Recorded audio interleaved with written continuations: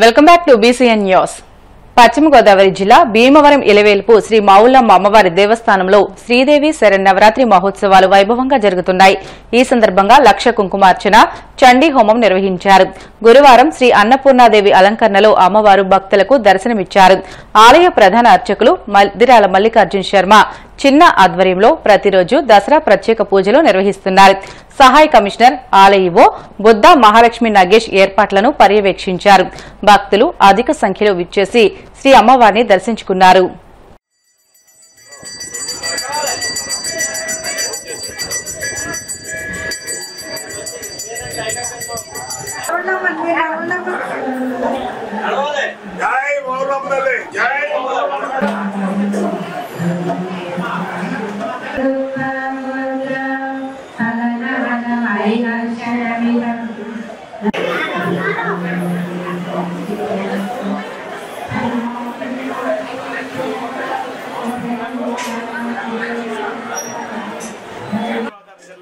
భీమవరం గ్రామంలో వేయించేసిన శ్రీ శ్రీ మావుళ్ళమ్మ దేవస్థానం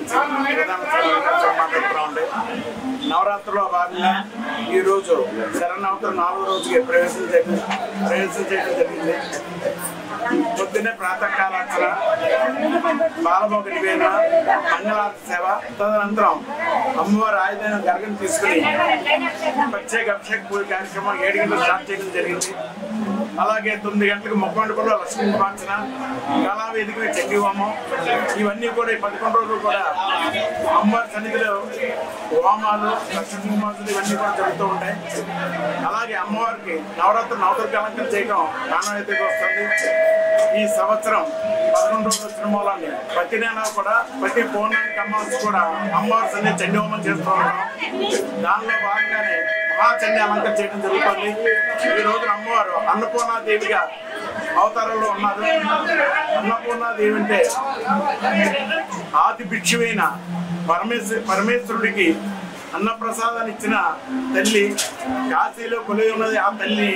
అలంకరణలో ఉండగా మావుళ్ళమ్మ తల్లిని దర్శించుకుంటే మనకి అన్నపానీయాలకి ఎటువంటి లోటు లేకుండా ఉంటుంది కాబట్టి సుద్బాధలన్నీ కూడా పోతాయి. కాబట్టి ఈ రోజున అమ్మవారు అన్నపూర్ణాదేవి అలంకరణలో ఉన్నారు.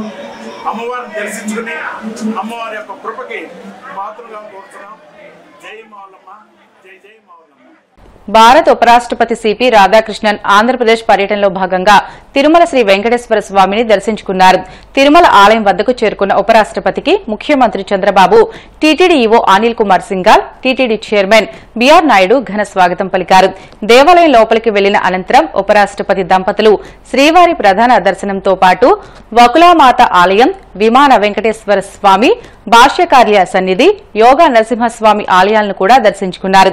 శేషవాహన సేవలో ఉపరాష్ట్రపతి సిపి రాధాకృష్ణన్ దంపతులు, ముఖ్యమంత్రి చంద్రబాబు దంపతులు, మంత్రి నారా లోకేష్ దంపతులు, రాష్ట మంత్రులు, ప్రజా ప్రతినిధులు తదితరులు పాల్గొన్నారు.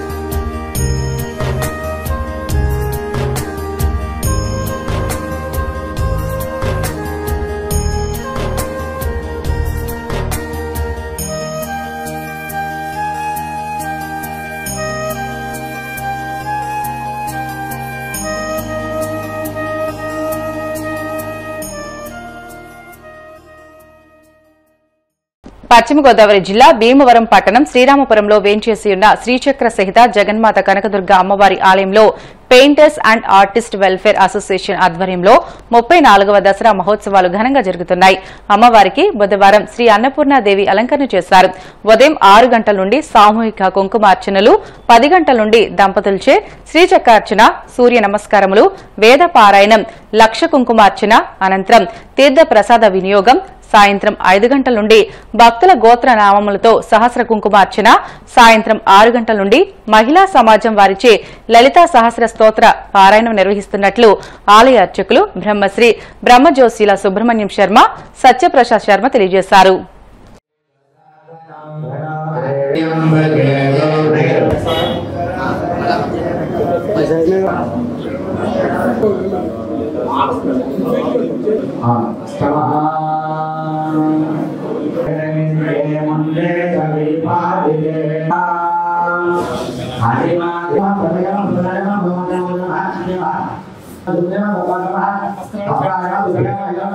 శ్రీరామపురంలో వేంచేసి ఉన్నటువంటి శ్రీచక్ర సహిత శ్రీ శ్రీ శ్రీ జగన్మాత కనకదుర్గ అమ్మవారి శరణ్ నవరాత్రి దీక్షలో భాగంగా ఈరోజు 4వ రోజు ప్రతి నిత్యము కూడా మహారాజశ్రీ ప్రతి నిత్యము కూడా ఉభయదాతలచే లక్ష కుంకుమార్చన ఇత్యాది కార్యక్రమాలను కూడా ఎంతో విశేషంగా జరుగుతున్నాయి.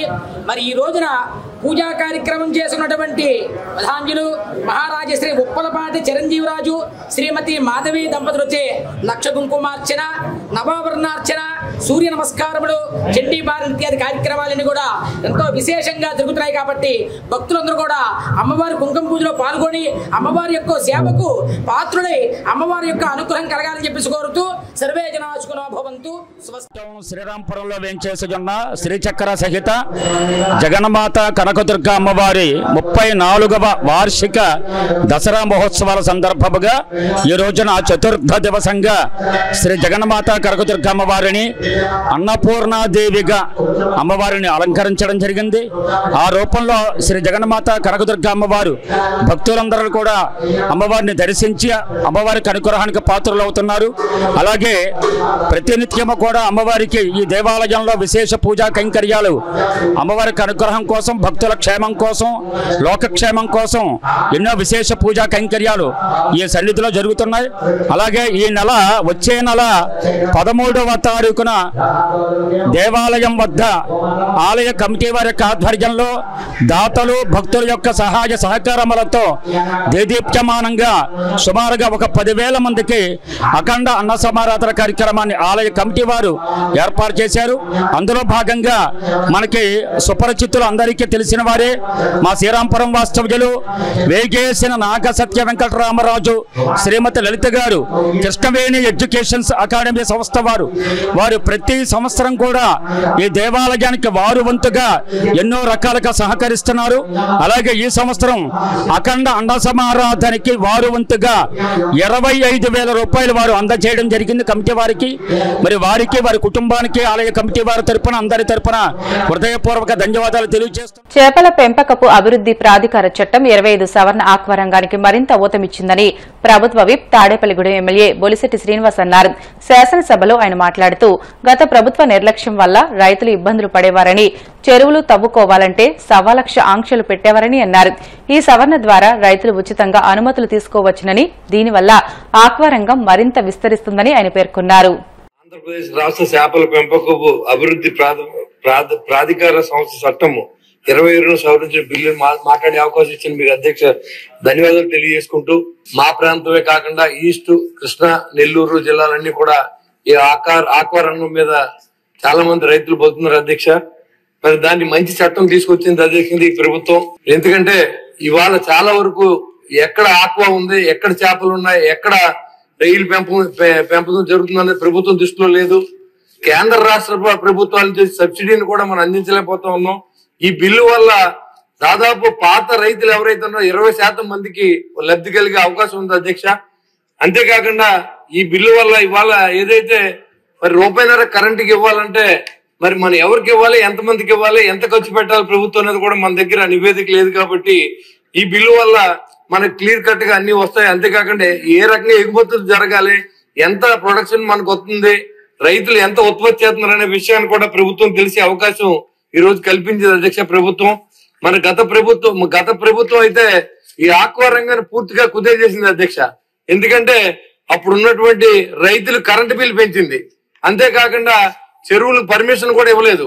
దానికి భిన్నంగా ఈ రోజు మనందరూ కూడా ఆలోచన చేసి ఆక్వా రంగాన్ని పెంచాలి, దీని ద్వారా రాష్ట్రానికి పెద్ద ఎత్తున అభివృద్ధి చేయాలనే ఉద్దేశంతో మనం ఫ్రీ చేసి అన్ని చోట్ల కూడా మరి ఎక్కడైతే చెరువులు తవ్వుకుంటారో వాళ్ళందరూ కూడా ఫ్రీగా పర్మిషన్ ఇచ్చే అవకాశం ఇవాళ ప్రభుత్వం ఇచ్చింది అధ్యక్ష. ఇదివరకైతే మనం చెరువులు తవ్వుకోవాలంటే అధికారుల చుట్టూ తిరగాలి, పర్మిషన్ వస్తారో తెలియదు, ఇది నాన్ ఆక్వా జోన్ అని ఇది ఆక్వా జోన్ అని చాలా ఇబ్బందులు పడేవాళ్ళు అధ్యక్ష. అంతేకాకుండా ఈ రోజు చాలా చోట్ల ఈ చెరువులు తవ్వడానికి అప్లైన్ లో కూడా రైతులు శుభంగా ఉన్నారు అధ్యక్ష. ఈ బిల్లు రైతులకి ఆక్వా రైతులకి ఒక వరం లాంటిది అధ్యక్ష. ఖచ్చితంగా ఇది అమలు చేయడానికి మేము స్వాగతిస్తాం అధ్యక్ష. వార్తలు ముగించే ముందు ముఖ్యాంశాలు మరొకసారి. సామాన్యుల స్థితిగతులను మార్చే విధంగా వివిధ వస్తువులపై జీఎస్టీ తగ్గిస్తూ కేంద్రం చారిత్రాత్మక నిర్ణయం.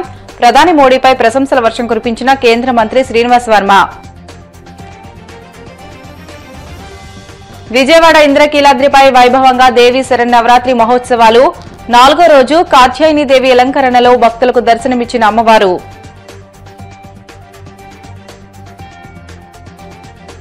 భీమవరం మావుల్లమ్మ అమ్మవారి దేవస్థానంలో ఘనంగా దేవీ శరన్నవరాత్రి మహోత్సవాలు. అన్నపూర్ణాదేవి అలంకరణలో దర్శనమిచ్చిన అమ్మవారు.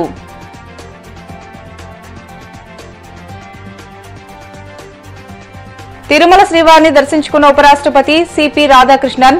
ఘన స్వాగతం పలికిన CM Chandrababu, TTD chairman BR Naidu, EO Anil Kumar Singhal. ఇవి ఇప్పటి వరకున్న బులెటిన్లోని అప్డేట్స్. మరిన్ని వార్తల కోసం BCN digital YouTube channel, Facebook పేజీని ఫాలో అవ్వండి. అప్డేట్ వార్తల కోసం ప్లీజ్ డూ సబ్స్క్రైబ్.